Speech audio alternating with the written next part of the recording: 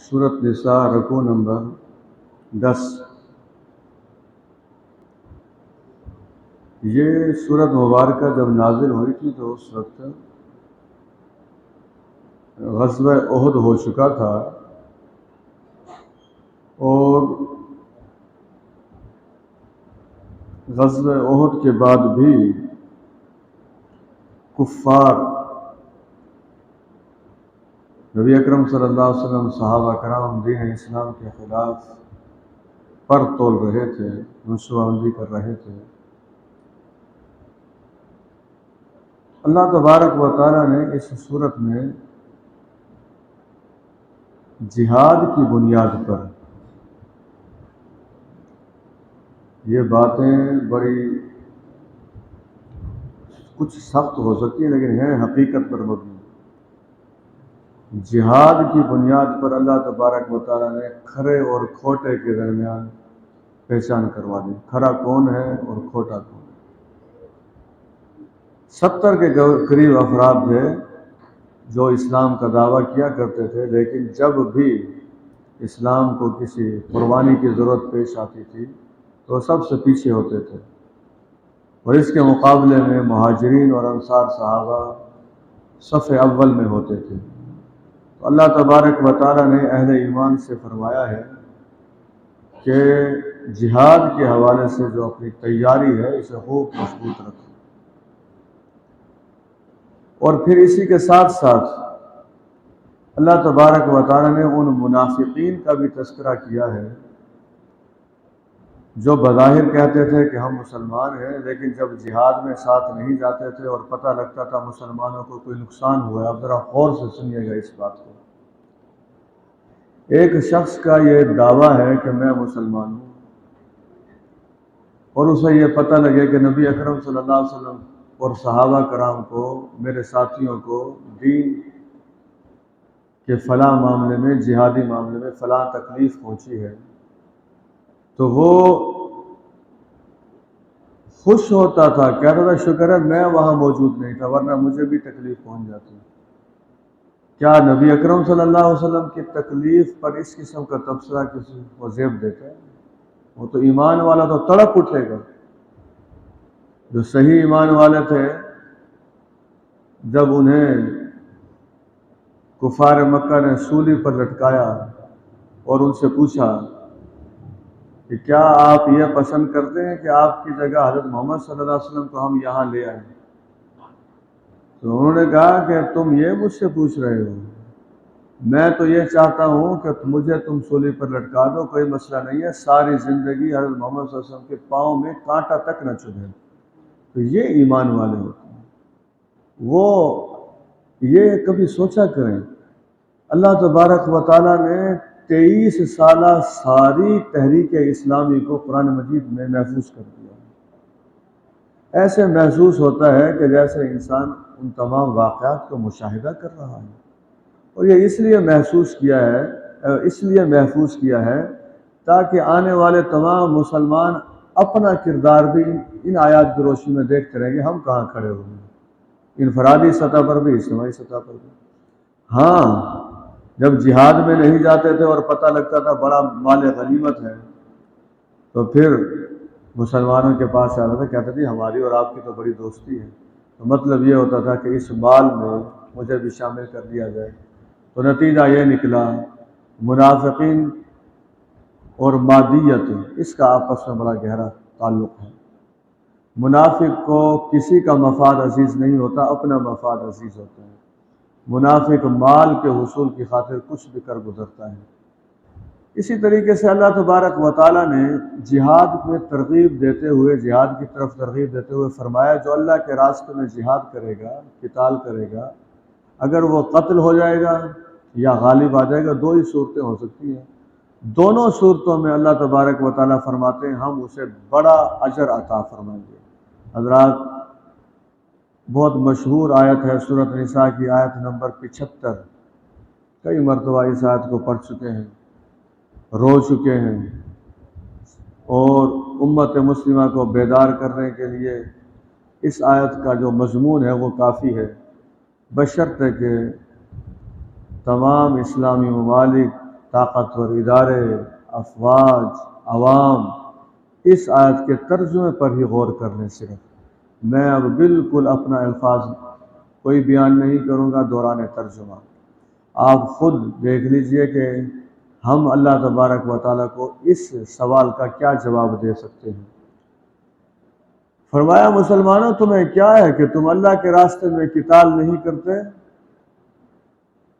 مردوں میں سے کمزور مرد، کمزور عورتیں اور کمزور بچے وہ یہ دعا کر رہے ہیں کہ اے ہمارے پروردگار ہمیں ایسی بستی سے نکال جس کے رہنے والے ظالم ہیں، ہمارے لیے اپنی طرف سے کوئی مددگار بھیج دے، ہمارے لیے اپنی طرف سے کوئی نصرت کرنے والا، سرپرستی کرنے والا بھیج دے۔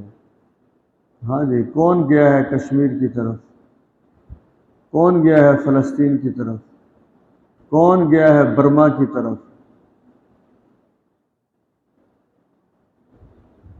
آواز لگ رہی ہے بس، کوئی ایک حکومت ایسی نہیں ہے جس کے بارے میں کہا جا سکے کہ اس آیت پر عمل کیا۔ میں ایک بات،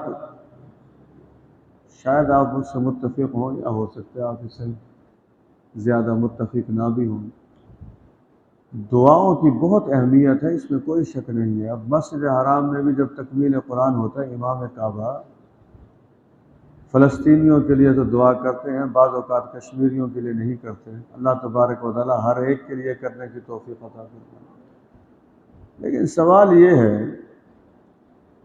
کہ کیا نبی اکرم صلی اللہ علیہ وسلم نے یہ سارے جتنے مظالم ختم کیے ہیں وہ سارے صرف دعاؤں کی بدولت ختم کیے ہیں؟ سارے کیا مسجد حرام میں صرف، میں پھر عرض کر رہا ہوں کہ غلط مطلب اس کا نہیں ہے، دعا تو مومن کا ہتھیار ہے، لیکن کیا اللہ کے رسول صلی اللہ علیہ وسلم ظلم کو ختم کرنے کے لیے میدان جہاد میں نہیں آئے؟ پورا چیپٹر ہے ایک نبوی زندگی کا۔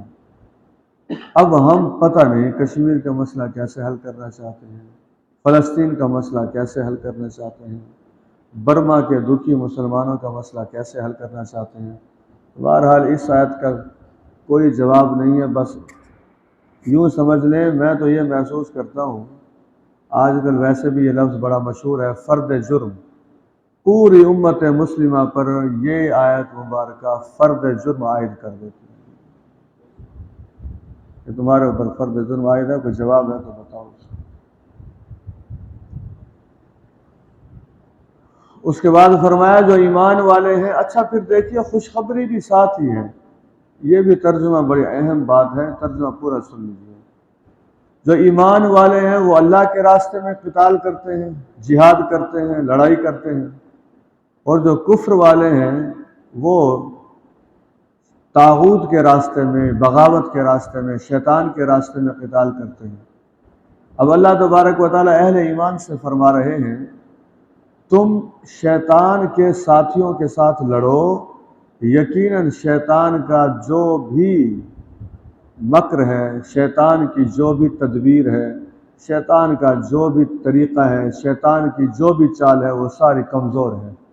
یعنی یہ بھی بتا دیا گیا ہے کہ تم کامیابی ہو جاؤ گے، ہم تمہارے ساتھ ہیں، آگے تو بڑھو، تم ہم اپنی قدرت کے ساتھ تمہارے ساتھ کھڑے ہیں، لیکن ایک سٹیپ تو اٹھاؤ پھر آگے۔ اگلے رکوع میں پھر اللہ تبارک و تعالی نے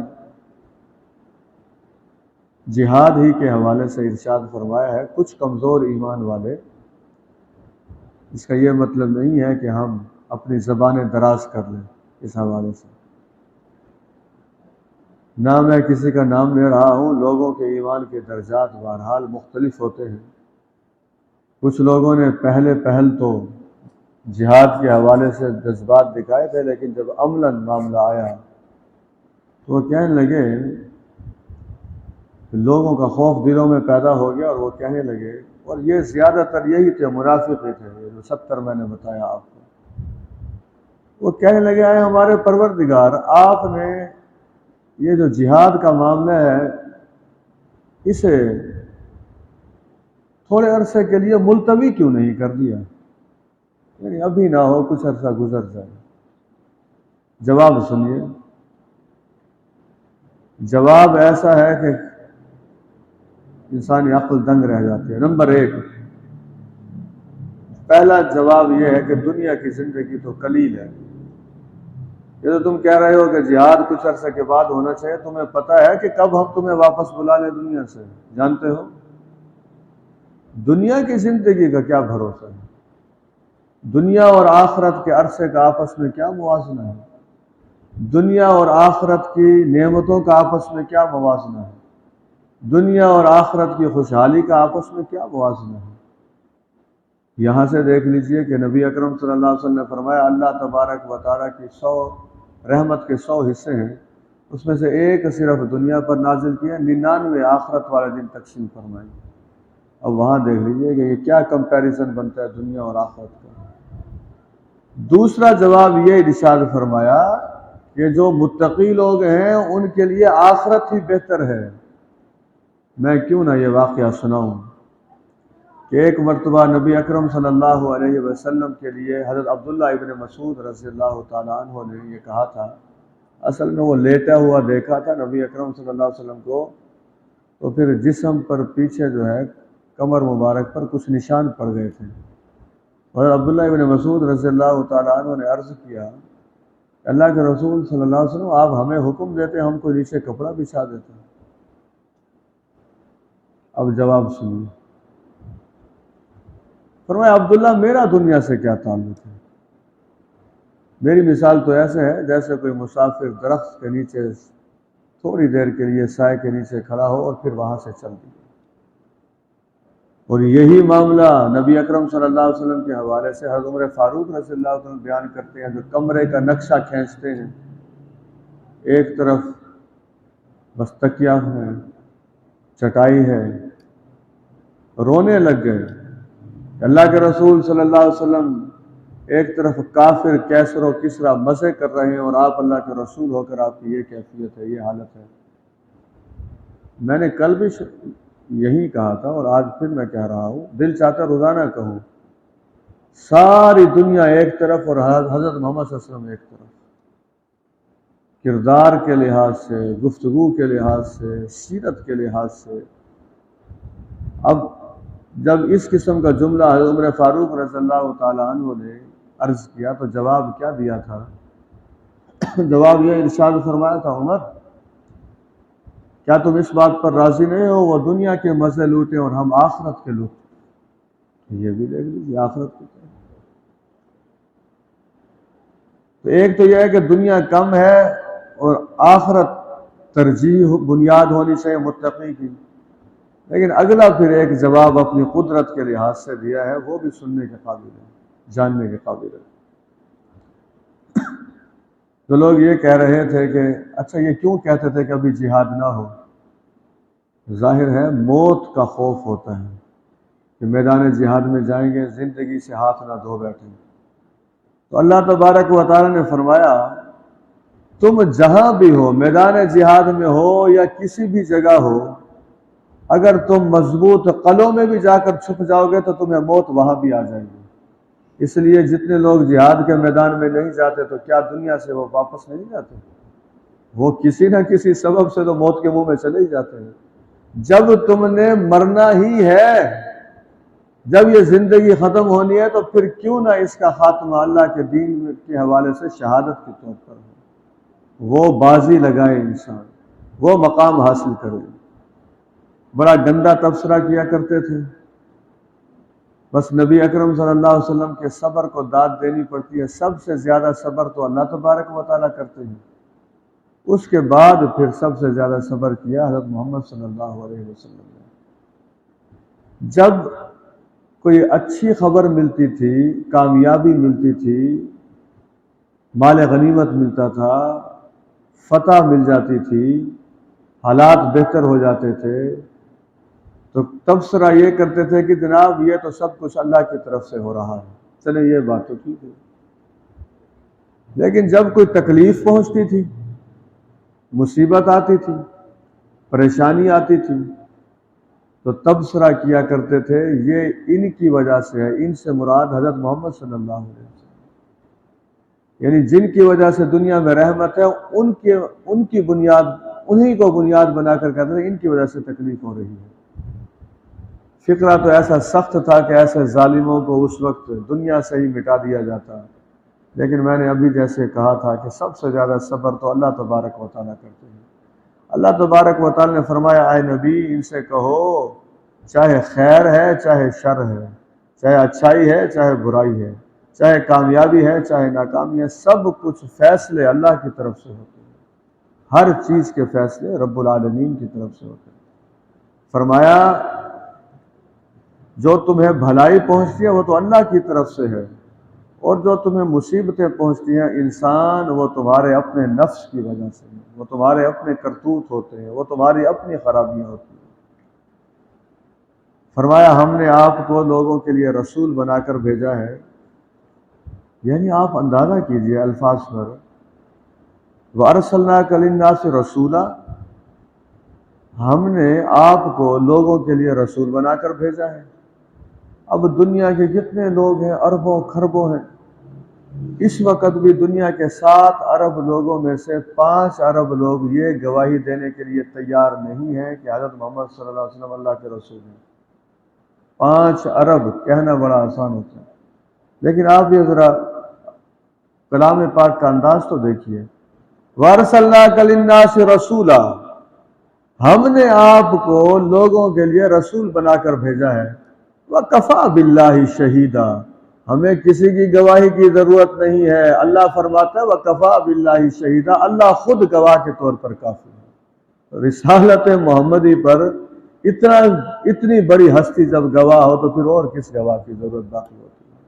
اس لیے یہ جو کثرت والے لوگ نہیں مانتے اللہ کے رسول صلی اللہ علیہ وسلم کو رسول، تو پھر وہ اپنے آپ کو ہلاکت کی طرف لے کے جا رہے ہیں، اسلام کا اس سے کچھ نہیں بگڑتا۔ اب دیکھیے جی ہمارے ہاں ایک فتنہ یہ بھی ہے، حدیث کی اہمیت نہیں، حدیث کو کمزور بنایا جاتا ہے، کہا جاتا ہے بس قرآن کافی ہے، حدیث کے حوالے سے عجیب و غریب باتیں کی جاتی ہیں۔ عموماً جو پڑھے لکھے لوگ ہیں وہ اس قسم کی باتیں زیادہ کرتے ہیں۔ اب میں اس وقت تفصیلی گفتگو کروں تو وقت زیادہ ہو جائے گا، اس پر میں بات نہیں کرتا، صرف میں وہ آیت پڑھ رہا ہوں، آپ خود سمجھ لیجئے گا۔ مَن یُطِعِ الرَّسُولَ فَقَدْ اطاع اللہ، جس نے رسول کی اطاعت کی اس نے گویا اللہ کی اطاعت کی، یعنی جیسے اہمیت قرآن کی ہے ویسے ہی اہمیت نبی اکرم صلی اللہ علیہ وسلم کی حدیث کی ہے۔ اس لیے قرآن اور حدیث کو جدا کرنا یہ اصل میں جن لوگوں کے دلوں میں مرض ہوتا ہے وہ یہ ساری حرکتیں کرتے ہیں۔ فرمایا لوگ قرآن مجید پر غور و فکر کیوں نہیں کرتے؟ الحمدللہ ہم اللہ تبارک و تعالیٰ کی توفیق سے اس وقت غور و فکر کر رہے ہیں۔ پاکستان میں ایک کام نہیں ہو رہا، سیاستدانوں کی سطح پر بھی نہیں ہو رہا، عوام تو ویسے ہی عوام ہے۔ اب وہ کیا کام نہیں ہو رہا، پہلے ترجمہ سن لیجیے۔ اصل میں مدینہ منورہ میں جب یہ صورت نازل ہوئی تھی، ہر دن اور ہر رات ایسے محسوس ہوتا تھا کہ اب ادھر سے کوئی حملہ کرنے کے لیے آ جائے گا، کوئی ادھر سے حملہ کرنے کے لیے آ جائے گا۔ نبی اکرم صلی اللہ علیہ وسلم کی ساری زندگی جد و جہد اور کاوش میں گزری ہے۔ یعنی ایک رات کا واقعہ ہے، چیخ کی لوگوں نے آواز سنی، زوردار چیخ، سمجھ گئے کہ کوئی نہ کوئی حملہ آور آ گیا۔ کبھی مکہ والے آیا کرتے تھے، کبھی یہودیوں کے بارے میں یہ خطرہ ہوتا تھا، کبھی مشرک اور دیگر قبائل، درمیان میں ریاست مدینہ کی تشکیل ہو رہی تھی۔ تو صحابہ کہتے ہیں ہم اپنے گھروں سے نکلے وہ چیخ سن کر کے دیکھیں کیا ماجرا ہے۔ حضرت ابو طلحہ کہتے ہیں میں قربان جاؤں نبی اکرم صلی اللہ علیہ وسلم پر، ہم تو ابھی چیخ سن کر باہر نکلے ہی تھے تو نبی اکرم صلی اللہ علیہ وسلم اکیلے گھوڑے پر زین رکھے بغیر ارد گرد کا سارا چکر لگا کر گھوڑا دوڑا کر تشریف لائے اور سب کو فرمایا جاؤ اپنے گھروں میں امن سے چلے جاؤ، میں دیکھ آیا وہ خطرے کی کوئی بات نہیں۔ ایسی شخصیت تو لیڈر بننا چاہتے ہیں وہ پڑھے سیرت ذرا.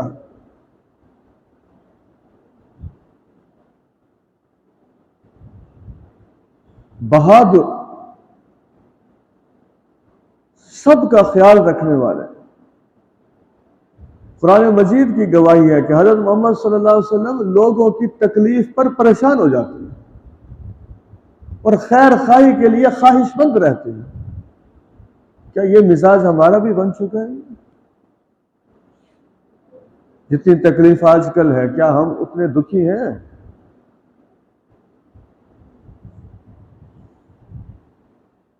وہ بات یہ تھی جو میں کہنا چاہتا ہوں. اللہ تبارک و تعالیٰ فرماتے ہیں جب لوگوں کے پاس کوئی خبر آ جاتی ہے، چاہے امن کے لحاظ سے ہو یا خوف کے لحاظ سے، اسے پھیلا دیتے ہیں. فرمایا غلط ہے یہ بات. ہمارے یہاں بھی ایسے ہی ہوتے ہیں. پریس کانفرنس کرتے ہیں، سارے چینلز آ گئے ہیں، خبر پھیل گئی ہے. اس خبر کی کوئی ابھی تحقیق نہیں ہوئی، اس خبر کے بارے میں ابھی کچھ پتہ نہیں ہے، جھوٹی ہے، سچی ہے، غلط ہے، صحیح ہے. نہیں، وہ پاکستان کے شمال سے لے کر مشرق تک اور مشرق سے لے کر مغرب تک، شمال سے لے کر جنوب تک وہ پھیل جاتی ہے. بعد میں تحقیقات ہوتی رہیں گی تو ہوتی رہیں گی. ذرا سنیے تو پھر قرآن مجید کیا چاہتا ہے، اللہ تبارک و تعالیٰ کیا چاہتا ہے. فرمایا جب لوگوں کے پاس کسی بھی حوالے سے، امن کے لحاظ سے یا خوف کے لحاظ سے کوئی خبر پہنچتی ہے، کوئی بات پہنچ جاتی ہے، اسے پھیلا دیتے ہیں. یہ ایسا نہ کریں. ان لوگوں کو چاہیے وہ خبر رسول کے پاس لے کر آئیں، اور وہ خبر جو ان کے ذمہ دار لوگ ہیں، جو خبر کی تحقیق کرنے کی ذمہ دار ہیں اور صلاحیت رکھتے ہیں. مراد جو ہے وہ سرکاری اہلکار ہیں، گورنر ہو سکتا ہے، کوئی اور ہو سکتا ہے. ان تک خبر لائیں تاکہ اس خبر کی تصدیق ہو سکے. ورنہ عوام الناس میں جب خبر پھیل جائے گی، لوگ تو کئی بیچارے اعصاب کے مارے، وہ کمزور لوگ ہوتے ہیں، وہ تو پتہ نہیں کہاں سے کہاں معاملے کو لے جائیں. اس لیے سمجھ لیجئے کبھی گھر کے حوالے سے بھی کوئی خبر ہے. اب مولانا طارق جمیل صاحب کے حوالے سے ایک خبر مشہور ہو گئی کہ مولانا طارق جمیل صاحب فوت ہو گئے. لوگوں نے میسج بھی لکھ دیا. اب ظاہر ہے جیسے خبر آئے گی تو فوت ہو گئی. انا للہ و انا الیہ راجعون. اب کس کے پاس اتنے ذرائع ہیں کہ وہ تحقیق کرے بھئی خبر ٹھیک ہے یا غلط ہے. پھیل پہلے جاتی ہے. وہ بعد میں تھوڑی دیر بھی ابھی گزری تھی تو ایک عالم دین نے، اب دو ہیں، کسی نے کہا جی وہ طارق جمیل صاحب کوئی اداکار تھا وہ فوت ہوا، یا کسی نے کہا کوئی کینیڈا کے اندر عالم دین تھے وہ فوت ہوئے. جو پاکستان کے مولانا طارق جمیل صاحب ہیں یہ تو زندہ ہے، صحیح سلامت. اس لیے بہت ضروری ہوتا ہے کہ خبر ذمہ دار لوگوں تک پہنچائے. پھر وہ ذمہ دار بھی ایسے ہوں جن پر عوام کو اعتماد ہو. مصیبت تو یہی ہے، وہ سارے کا سارا آوائی بگڑا ہوا ہے. خبر تو بیچارہ کوئی لے کر جائے تو اس کی تحقیق کہاں ہوگی؟ کوئی تحقیق بھی نہیں کرتے. اس فرمائے لوگوں اگر تمہارے اوپر اللہ کا فضل اور اس کی رحمت نہ ہوتی تو تم میں سے سوائے چند لوگوں کے سارے پھر شیطان کے پیچھے لگ جاتے. جس کا مطلب یہ ہے یہ اللہ کا فضل ہے قرآن، یہ اللہ کی رحمت ہے قرآن. اس نے شیطان کے سارے منصوبوں کو کھول کر سامنے رکھ دیا ہے. حضرات، بعض اوقات ہمیں لوگ سفارش کے لیے کہتے ہیں. جتنے بھی ہم لوگ موجود ہیں یہاں، کام کاج کے حوالے سے، وافڈا کا ہو، سوئی گیس کا ہو، نمبر پریکٹیکل کے لگوانے ہوں، فلاں کام ہے فلاں کام ہے، جو آدمی جس محکمے کا ہے یا جس کے جتنے زیادہ تعلقات ہیں، سفارش ہوتی ہے. کیا یہ جو سفارش ہے یہ ایک دنیاوی معاملہ ہے یا اخروی معاملہ ہے؟ یہ پہلے سمجھ لیجیے. دو آیات میرے سامنے ہیں. آیت یہ بتا رہی ہے کہ اگر اچھی سفارش کرے گا تو قیامت والے دن اسے اس کا بہترین بدلہ ملے گا. بری سفارش کرے گا تو پھر قیامت والے دن خمیازہ بھی بھگتنا پڑے گا. ہم جب سفارش کر رہے ہوتے ہیں ہمیں اس بات کی کوئی پرواہ نہیں ہوتی کہ سفارش جائز مقصد کے لیے کر رہے ہیں یا ناجائز مقصد کے لیے کر رہے ہیں. بلکہ ہمارے ہاں تو یہاں بھی کہا جاتا ہے کہ یہ سیاست ایسے لوگوں کا کام ہی نہیں ہے جو جھوٹے مقدمات نہ بنوا سکتے ہوں، سیاست ایسے لوگوں کا کام ہی نہیں ہے جو مکر اور فریب نہ کر سکتے ہوں۔ تو پھر ٹھیک ہے، پھر جو حالات ہیں پھر اس پہ ہم روتے کیوں ہیں؟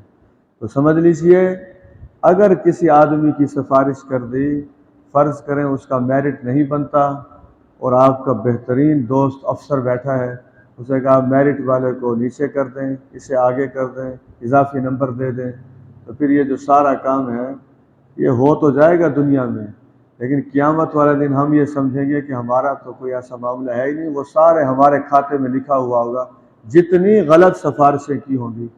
میں تو یہ دعا کرتا ہوں کہ اللہ تبارک و تعالیٰ، کمزوری کی وجہ سے دعا کرتا ہوں بس، کہ یہ جو پبلک سروس کمیشن کے انٹرویو ہوتے ہیں اس میں بس مجھے بچائے رکھ تو زیادہ بہتر ہے۔ ابھی ایک دو مرتبہ اسی سال اور اس سے پچھلے سال بھی موقع بنا اور پھر وہ خیر کسی اور کی ڈیوٹی لگ گئی۔ وجہ اس کی یہ ہے کہ ہمارا جو معاشرہ ہے وہ ہے ایسے کہ اب آپ نے جس کا انٹرویو لینا ہے نام پتہ لگ جاتا ہے۔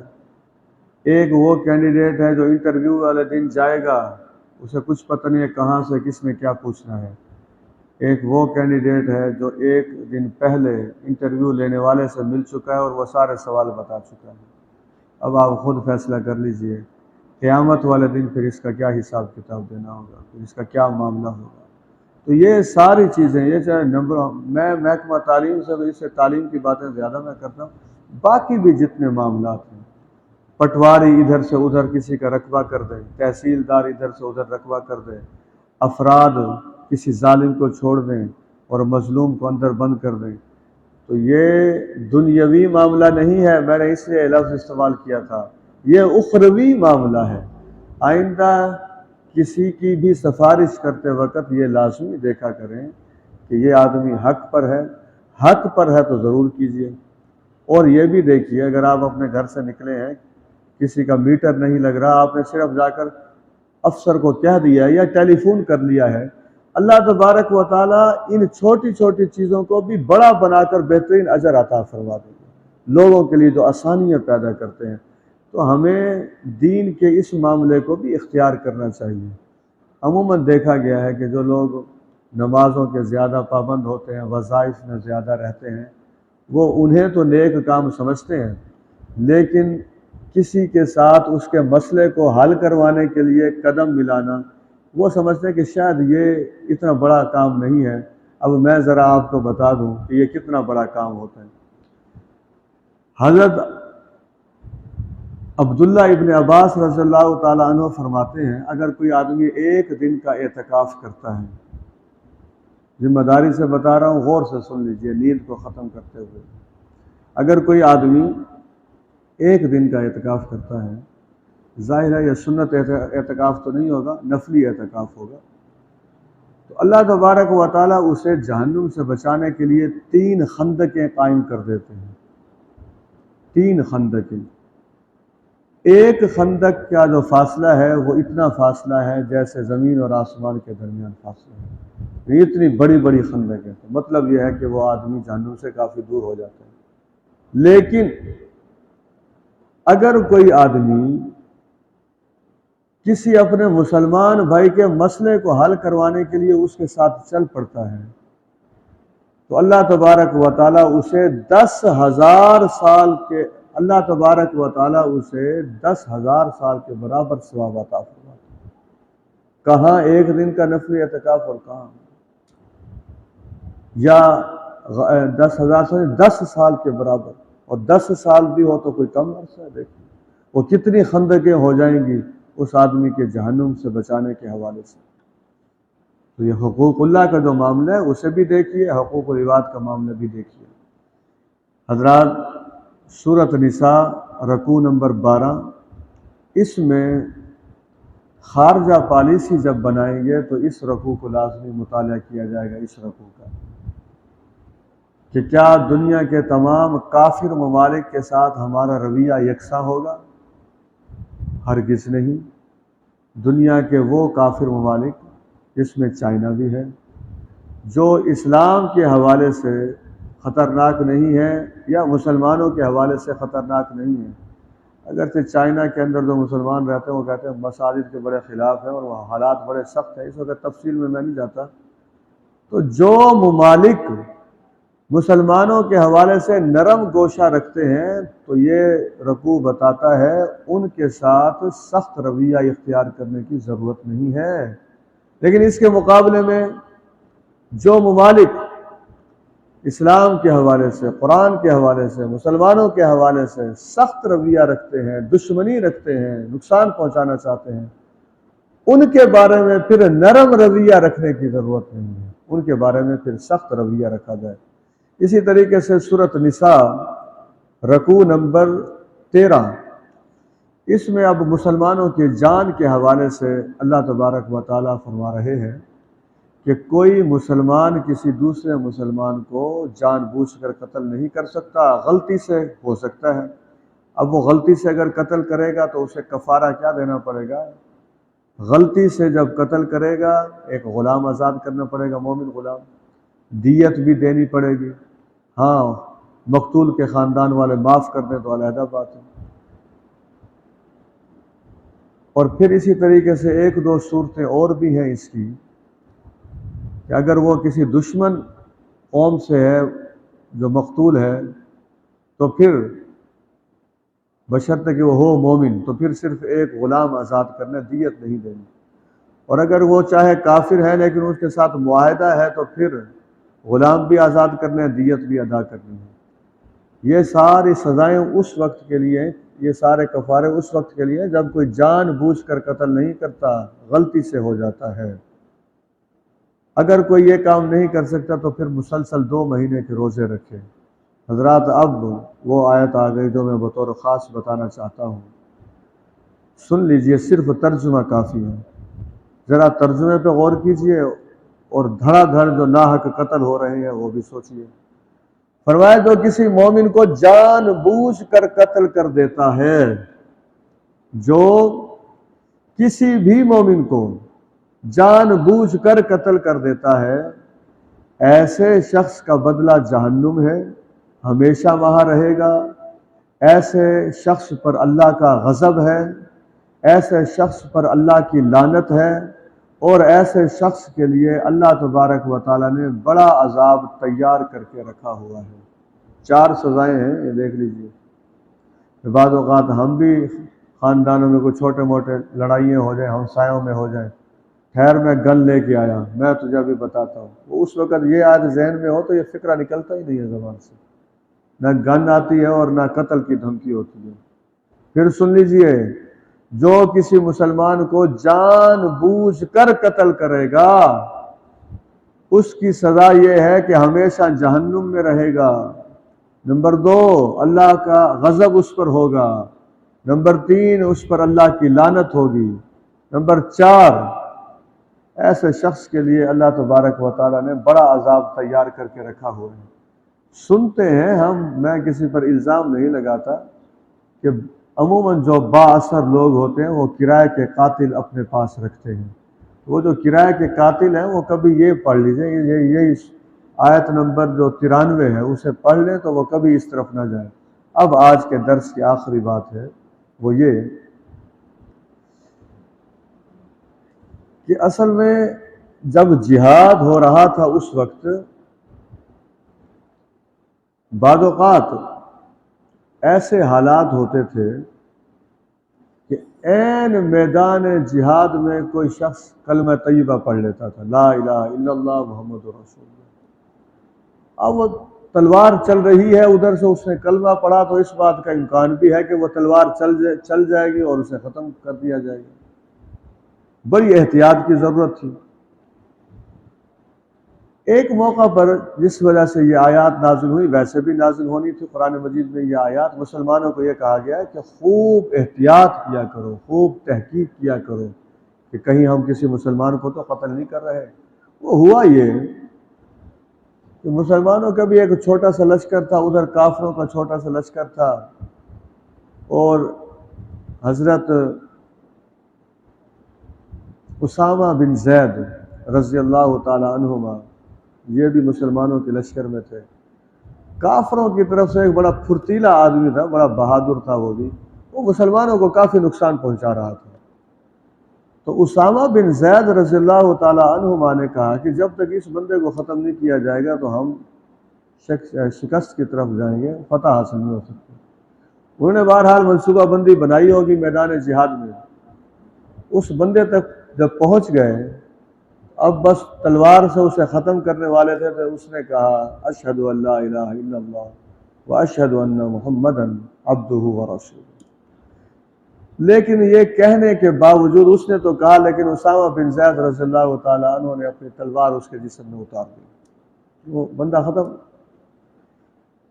اسامہ بن زید کہتے ہیں ابھی میں مدینہ منورہ نہیں پہنچا تھا، مسلمانوں کو فتح ہو گئے، مسلمان غالب آ گئے، تو باقی تو لشکر مدینہ منورہ میں پہنچا تو نبی اکرم صلی اللہ علیہ وسلم کو سارے حالات بتائے، بھئی ایسے پہلے ہمیں پریشانی کا سامنا تھا، پھر ایسے قتل کیا گیا، تو پھر ہم غالب آئے۔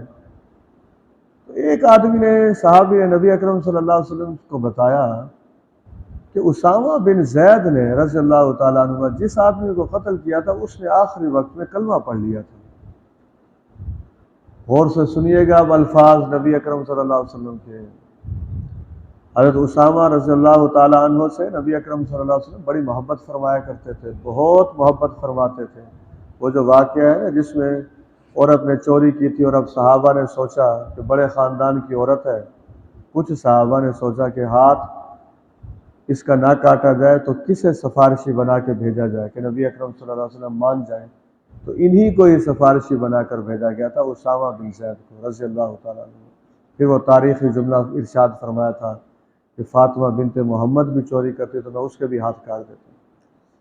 حضرت اسامہ رضی اللہ تعالیٰ عنہ کہتے ہیں میں جب مسجد نبوی میں پہنچا تو لوگ پہلے واقعہ بتا چکے تھے سارا۔ نبی اکرم صلی اللہ علیہ وسلم نے مجھ سے فرمایا اسامہ تم نے لا الہ الا اللہ والے کو قتل کر دیا؟ کہتے ہیں میں نے وہ ساری وضاحت پیش کی جو میں پہلے آپ کو بتا چکا ہوں۔ نبی اکرم صلی اللہ علیہ وسلم کے سامنے جب میں نے بات رکھی تو آپ صلی اللہ علیہ وسلم مسلسل یہ ارشاد فرما رہے تھے اسامہ تم نے لا الہ الا اللہ والے کو قتل کر دیا، تم نے لا الہ الا اللہ والے کو قتل کر دیا۔ حضرت اسامہ کہتے ہیں کہ بس میں یہ سوچتا تھا کہ کاش آج سے پہلے میں ہوتا ہی نہیں، یا کاش آج سے پہلے میں دائرہ اسلام میں نہ داخل ہوا ہوتا، کاش آج سے پہلے یہ معاملہ نہ ہوا ہوتا۔ تو کہتے ہیں تھوڑی دیر گزری پھر میں نے معذرت کی کہ اللہ کے رسول صلی اللہ علیہ وسلم میں معذرت کرتا ہوں۔ اب پھر سنیے مومنین کے بارے میں کتنے نبی اکرم صلی اللہ علیہ وسلم حدیث تھے، حالانکہ اس سے تو ملاقات ہی نہیں ہوئی تھی نبی اکرم صلی اللہ علیہ وسلم کی اس کافر سے، پہلے تو کافر ہی تھے نا، آخری وقت میں وہ مسلمان ہوا تو اب ہم اسے صحابی کہیں گے۔ حضرت اسامہ رضی اللہ تعالیٰ عنہ کہتے ہیں جب میں نے بار بار وضاحت پیش کی، نبی اکرم صلی اللہ علیہ وسلم بار بار فرماتے رہے، تو پھر میں نے ایک مرتبہ معذرت کی تو نبی اکرم صلی اللہ علیہ وسلم نے مجھ سے فرمایا اسامہ حشر کا دن ہوگا، اسامہ کیا ہوگا جب وہ لا الہ الا اللہ والا آئے گا اور تم نے اسے قتل کر دیا۔ اس طریقے سے صحابہ کی تربیت کی ہے نبی اکرم صلی اللہ علیہ وسلم، اس طریقے سے مسلمان کی اہمیت، اس کی جان کی اہمیت کو اجاگر کیا ہے۔ ہمارے ہاں بندے خود کہتے ہیں کہ اسے اڑا دو، اسے اڑا دو۔ جو کسی کو دنیا میں اڑانے کے آرڈر دیتے ہیں انہیں پھر جہنم کی آگ اپنے اندر کھینچ لے گی۔ اللہ تبارک و تعالی ہمیں یہ تمام جو باتیں پڑھی ہیں، بالخصوص جو یہ آخری بات ہے جان کے حوالے سے، بس ساری زندگی دنیا میں جتنا عرصہ ہے عافیت سے رہیں، جب جائیں تو کسی ناحق جان کا قصور ہمارے اوپر نہ ہو، ورنہ ساری ہلاکت اور خرابی ہی خرابی ہے۔ الحمدللہ رب العالمین، اللہم صلی علی محمد النبی الامی وعلی آلہ وصحبہ وسلم۔ ربنا ظلمنا انفسنا وان لم تغفر لنا وترحمنا لنكونن من الخاسرین۔ اللهم احسن عاقبتنا في الامور كلها واجرنا من خزي الدنيا وعذاب الاخرہ۔ رب ذو الجلال والاکرام لوگوں کی جان، مال اور عزت کی ہمیں بھی حفاظت کرنے کی توفیق عطا فرما۔ ہماری جان مال اور عزت لوگوں کے ہاتھوں سے محفوظ فرما دے. وصلی اللہ تعالی علی خیر خلقہ محمد وعلی آلہ وصحبہ اجمعین.